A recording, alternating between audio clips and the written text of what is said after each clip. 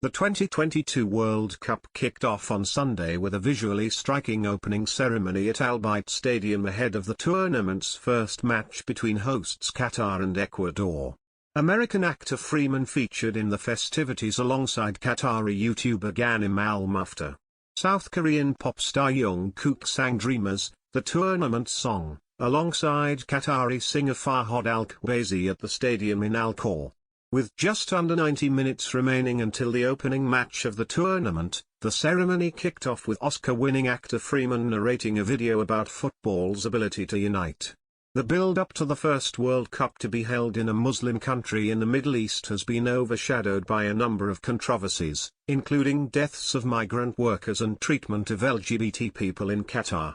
During the first dance routine, Freeman was greeted by cheers as he appeared in the stadium alongside Al-Mufta, who was born with the rare caudal regression syndrome. "Everyone is welcome," Freeman told the crowd. One of the dance routines featured giant walking kits of the 32 teams competing in the tournament and the mascots of previous World Cups alongside Laib, the 2022 mascot. Jung Kook and Fahad Al-Bayt performed together before Emir Sheikh Tamim bin Hamad Al Thani delivered the opening speech in Arabic. People of different races, nationalities, creeds and orientations will gather here in Qatar and around screens on all continents to share the same exciting moments, the Emir told the crowd. Saudi Arabia's Crown Prince and the presidents of Egypt, Turkey, and Algeria, as well as the United Nations Secretary-General, were among world leaders in the tent-shaped stadium ahead of the opening match. The 30-minute ceremony ended with fireworks display and another dance routine before the Qatar and Ecuador teams took to the pitch to start their warm-ups. After all the challenges, allegations and doubts, this was Qatar's opportunity to welcome the world and present its case to a global audience of billions.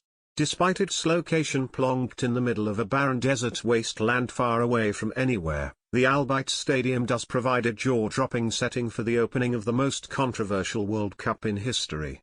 It's easy to see why it was chosen, designed in the shape and colors of a colossal Bedouin tent, home for nomads across the region.